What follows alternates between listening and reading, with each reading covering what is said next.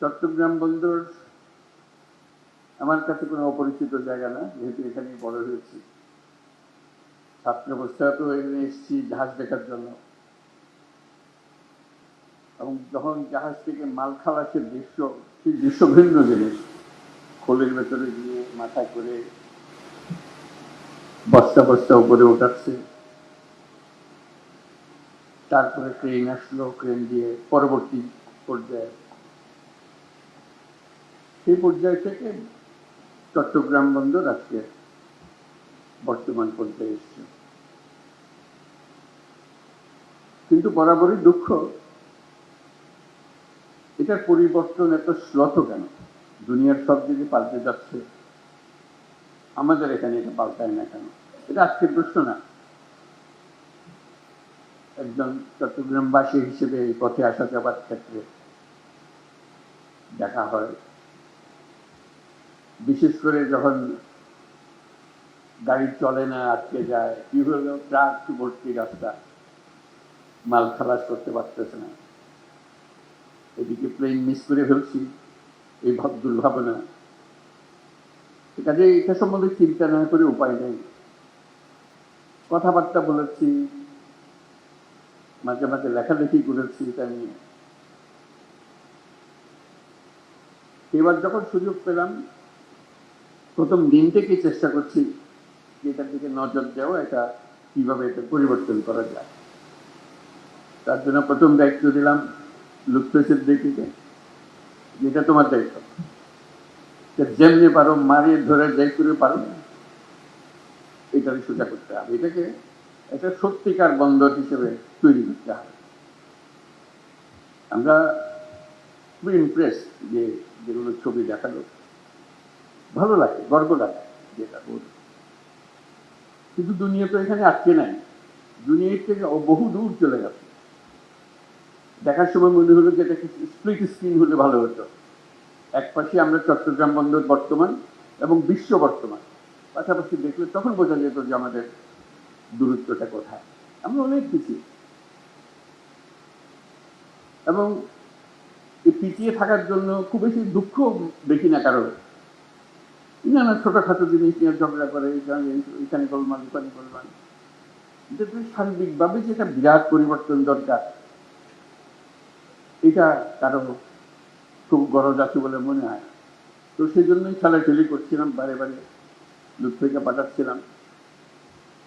তো জামানের সঙ্গে পরিচয় হয়ে তার সম্বন্ধে লিয়ারাজ মেলার জামান চেয়ারম্যান স্যার, তার কথা শুনে একটু আশ্বস্ত হলাম যে একটা লোক আছে পেছনে লেগে আছে। তো আমাদের দরকার হলো তার একটু সাহায্য করা। ছাত্র সাকাওয়াতকে বললাম যে আমি এক করতে শুনতে চাই না, সব এটার পেছনে থাকো, এটা অমুক তারিখের মধ্যে এগুলো সব দিয়ে দিতে হবে বন্দর ব্যবস্থাপনার যারা পৃথিবীর সেরা যারা, তাদের হাতে দিয়ে দিতে হবে, যেভাবেই হোক। মানুষ যদি রাজি না থাকে তাদেরকে রাজি করাতে হবে, মানুষকে রাজি করে করার দরকার নেই, রাজি করিয়ে করতে হবে। এমন এমন একটা বিষয়, এটা পুরো পুরো জিনিসটা শুনলে রাজি হওয়ার কোনো কারণ নেই, সবাই চায় এটা ভালো হোক। না বুঝার কারণে এটা মনে হলো যে না আমার ক্ষতি হবে, ওইটা হলে ভালো হবে না, ওটা তো আমাদের ছিল, খেতে কেন দিচ্ছেন, এসব কথা আছে। যখন দেখবো যে না এটা সবার জন্য ভালো হবে, তাহলে আমার আপত্তি নেই। আসার আগে আবার পাঠালাম আশিককে, যে যাওয়া একটু ব্যাখ্যা করা সবার সাথে যে আমরা কি করতে চাচ্ছি, কেন চাচ্ছি। সেও চেষ্টা করল। আমার এই চিন্তাটার কারণটা হলো, বাংলাদেশের অর্থনীতি যদি পাল্টাতে হয়, পাল্টাতে হবে, হয় অবকাশ নেই, আমাদেরকে পাল্টাতে হবে। তাহলে চট্টগ্রাম বন্দর হলো ভরসা। এটাকে বাদ দিয়ে বাংলাদেশের অর্থনীতি নতুন কোনো পাতা, নতুন কোনো অধ্যায়ে প্রবেশ করার কোনো সুযোগ নেই। এই পথ খুলে দিলে বাংলাদেশের অর্থনীতির পথ খোলে। এই পথ না খুললে বাংলাদেশের অর্থনীতি যতই লাফালাফি করো, ঝাপাঝাপি করো, কিছু হবে না। তুমি একজনকে বোঝাচ্ছিলাম যেটা কেন আমি এরকম মনে করছি। আমাদের চট্টগ্রাম বন্দরটা হলো বাংলাদেশের অর্থনীতির হৃৎপিণ্ড। এই হৃৎপিণ্ড যদি দুর্বল হয় তুমি ডাক্তার বৈদ্য সবকিছু আনো, মেরামত হবে, কিন্তু চলে না। ছোট্ট একটা হৃৎপিণ্ড, তার মধ্যে হলো রোগাক্রান্ত। এই হৃৎপিণ্ডকে তুমি যত ঠেলাঠেলি করো ভিতরে বেশি রক্ত সঞ্চালন হবে না। এই যদি আমরা একমত হই যে বাংলাদেশের অর্থনৈতিক হৃৎপিণ্ড হলো চট্টগ্রাম বন্দর, তাহলে ওটার যে সাইজের বন্দর আছে, যে সাইজের হৃৎপিণ্ড আছে, ওই সাইজের করলে না। এই হৃৎপিণ্ড বিশ্ব সাইজের হৃৎপিণ্ড করতে হবে, তাহলে এটা পাম্প হবে, সেটা সারা বাংলাদেশ জুড়ে সেটা সচল হবে। এখান থেকে অর্থনীতি সচল হয়ে না তার নালী দিয়ে উপরের দিকে যাবে, সারা দেশ জুড়ে ছড়িয়ে যাবে, আবার সারা দেশের জিনিস এখান দিয়ে বিদেশে চলে যাবে। এটি হলো হৃৎপিণ্ডের কাজ, এটি হলো বন্দরের কাজ। বন্দর আরো আছে, কিন্তু এটা হলো একেবারে কেন্দ্রীয়, সবচেয়ে বড় যে জিনিসটা এখান থেকে সমস্ত কিছু নিয়ন্ত্রিত হবে। কাজে আমরা বললাম যে পৃথিবীর সারা বন্দর ব্যবস্থাপক যারা আছে তাদেরকে ডাকো। দেখলাম যে আগেই ডাকা হয়ে গেছে, কিন্তু কাজটা হচ্ছে না। আমি বারে বারে সবার কাছে আবেদন করছি, এটা তাড়াতাড়ি করে হবে। যত দিন যাবে আমরা এই হৃৎপিণ্ডকে আর ওইভাবে স্থাপন করতে পারবো না।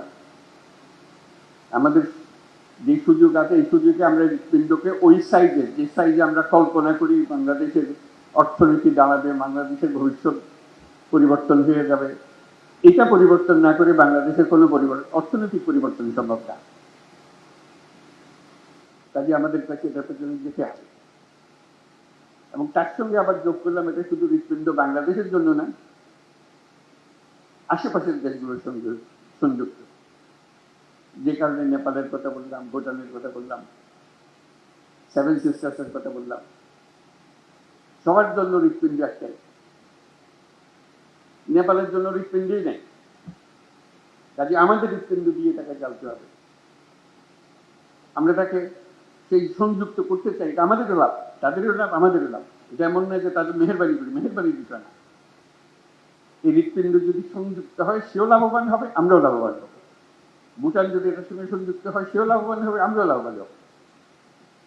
সেভেন সিস্টার যদি এটার সঙ্গে সংযুক্ত হয়, তারাও লাভবান হবে, আমরাও লাভবান হব।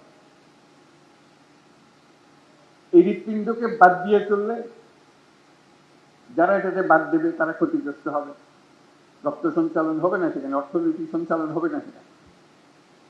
এটা আমাদের কারো কাম্য না, তাদেরও কাম্য না, আমাদেরও কাম্য না। আমরা চাইতে সবাই মিলে আমরা এই বন্দর থেকে এই সঞ্চালনটা পাই, শক্তিটা পাই, অর্থনৈতিক শক্তি জেগে ওঠে। আমরা যে আজকে চট্টগ্রাম বন্দরের কথা বলছি, এখানে স্ক্রিনে আমরা দেখছি বন্দরের পরিস্থিতি। আমাদের মতো দেশে আমরা তো একটা বন্দর নিয়ে কথা বলছি, কয়েকটা টার্মিনাল নিয়ে কথা বলছি, তার এরকম 20টা 30টা বন্দর টার্মিনাল ভরে আছে, একদম বিশ্বমাপের, বিশ্ব সাইজে বন্দর এগুলো। সেখান থেকে তাকালে আমাদের কি খুব ক্ষীণ মনে হয়। এই হৃৎপিণ্ড দিয়ে তো রোগী বেশি দিন টিকবে না, সেখানে যাবে না। কাজে এটাকে শক্তিশালী করতে হবে, এমন শক্তিশালী করতে ক্রমাগত ভাবে এটা শক্তিশালী করতে হবে। একবার শক্তিশালী করে দিয়ে ওখানে চিটান দিয়ে হবে না। তো সেখানেই আছে আমাদের চ্যালেঞ্জ। যে টিমের কথা বললাম আমরা, লুৎফে, সাকাওয়াত, আসিফকে ওর মধ্যে ঢুকালাম, আর যারা এখানে বন্দর কর্তৃপক্ষ,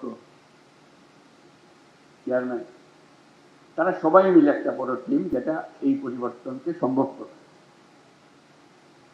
মাঝে মাঝে প্রশ্ন শুনি যে বিদেশিকে দিয়ে দেওয়া হচ্ছে। আপনারা ইন্ডিয়াতে স্বাস্থ্যের জন্য যান না, দলে দলে যান, যখন বন্ধ করে দিয়েছে হাহাকার করছে, কেন যেতে দিচ্ছে না? যেদিকে আমরা এখানে স্বাস্থ্য নাই, স্বাস্থ্যের জন্য শুধু যান। কাগজ উল্টালে দেখা যায় নেতারা সিঙ্গাপুরের চিকিৎসার জন্য যাচ্ছে। ব্যাংককে চিকিৎসার জন্য যাচ্ছে, কিন্তু বন্দর না না এখানে আর কেউ আসতে পারে না। ভাই আমাদের চিকিৎসার দরকার, তো এই হৃৎপিণ্ডের চিকিৎসার দরকার, তাহলে বিদেশি ডাক্তার আনতে হবে, তো উপায় নাই আমাদের।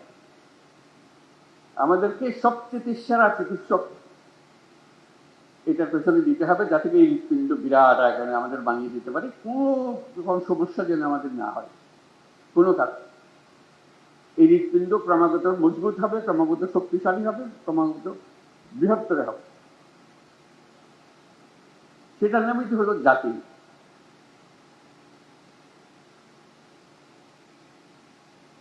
তা না হলে আমাদের সামনে চ্যালেঞ্জটা হলো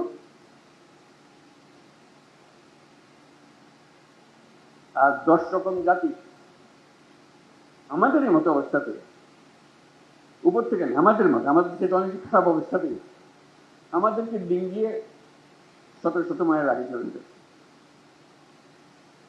আমরা কেন হতভাগা জাতি হলাম? এটা পরিবর্তন করতে পারবো না। কাজে আমাদেরকে বড় ডাক্তারকে দিয়ে কাজ করতে হবে, এটা আমাদের লাভ।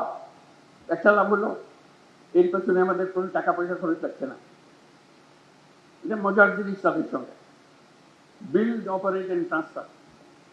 তোমরা বানাও, তোমরা কাজ করো, রোজগার করো, এই মেয়াদের মধ্যে আমাদেরকে দিয়ে দিতে হবে, আমরা 1 পয়সা খরচ করবো না। কাজে পয়সা বেঁচে গেল, কাজটা হয়ে গেল। তারা যখন কাজে নামবে, তারা দুনিয়াতে শত শত কোর্ট পরিচালনা করে, ওরা হলো দুনিয়ার সেরা। যাদের কথা আমরা বলছি, যাদের সঙ্গে আমরা কাজ করছি, তারা হলো দুনিয়ার সেরা। যেগুলো বন্দরে যান তাদের মাথা দেখবে, এই যে এখানে বসে আশেপাশে। কাজে তারা যখন একটা বন্দরের দায়িত্ব নেয়, তারা আমাদের মতো করে বানাবে না। তারা সেই পর্যায়ে বন্দর চালায় দুনিয়াতে, কারণ এটা তাদের বন্দর। লিজ যখন দিয়েছি, তারা যখন বানাচ্ছে, এটা তাদের বন্দর, তাদেরকে রোজগার করে টাকাটা উঠাতে হবে। তারা তাদের সেই প্রযুক্তি দিয়ে এটাকে বানাবে। কথাটা এখানে শেষ হলো না যে তাদের প্রযুক্তি দিয়ে বানাবে। তারা আগে যত টার্মিনাল বানিয়েছে, বন্দর বানিয়েছে, যেখানে যেখানে বানিয়েছে, তাদের অভিজ্ঞতা হয়েছে, তাদের সেই সর্বশেষ প্রযুক্তি, সর্বশেষ অভিজ্ঞতা এখানে আনবে। যখন শুরু করেছিল তখনকার অভিজ্ঞতা না, যখন এখন যেটা করছে যে এই বন্দরে আমরা এমন করবো যাতে টাকাটা তাড়াতাড়ি তুলতে পারি, আরো বেশি টাকা উঠাতে পারি, এটা আমাদের লাভ। তোমরা যন্ত্রটা বানিয়ে দিয়ে গেলে, আমরা এটাও চালাবো এখান থেকে, তোমাদের মেয়াদ যখন শেষ হয়ে যাবে। আমাদের টাকা লাগলো না, আমাদের অভিজ্ঞতা লাগলো না, তাদের অভিজ্ঞতা দিয়ে শুরু হলো। আমরা প্রযুক্তির শেষ মাথা থেকে শুরু করলাম, উচ্চতম শীর্ষ থেকে শুরু করলাম, সেটুকু আমরা পেলাম। যখন সবাই হা হা করে, আমাদের সব চাকরি চলে গেল, তা বললাম যে ওরা যে আসছে, ওরা কি তাদের দেশ থেকে লোকজন নিয়ে আসবে, শ্রমিক নিয়ে আসবে যেটা চালানোর জন্য? ওরা তো তোমাদের এখান থেকে লোক নিয়ে যায় তাদের গুলো চালানোর জন্য। কাজে এই কারখানা, এই বন্দর চালাতে হলে আমাদের লোকে তো চালাবে, এটার থেকে গত্যন্তর নেই। কারণ আমাদের লোকে শিখিয়ে দিলে খুব সহজে সে শিখে ফেলে, তার লাভ, খরচ কম। চিন্তা করো, এক থেকে ইউরোপ থেকে শ্রমিক এনে যদি আমাদের বন্দর চালাতে হয়, ওই ব্যবসা লাভ করবে, এখানকার মানুষ দিয়ে তাকে চালাতে হবে। যদি বন্দর চালাতে হয়, বলছে তারা তো যন্ত্রপাতি এনে ফেলবে, তো কম লাগবে, ঠিক কথা, কিন্তু বন্দরও তো বড় হবে, ক্যাপাসিটিও বড় হবে। কাজে যেখানে আগে 1 জন লাগতো, এখন বন্দর বড় হওয়ার ক্ষেত্রে 5 জন লাগবে, প্রযুক্তি সত্ত্বেও। সেটা রয়েছে আমার দৃষ্টি, সেটা না, সেই যুক্তিকে আমি বলি না যে হ্যাঁ চুক্তি। আমি বলি যে যদি 5 বছর লাগে, আজকে কন্ট্রাক্ট দিয়ে দিলাম, সই করে দিলাম, 5 বছর লাগবে ওটাকে বন্দর হিসেবে পরিচালনা করতে,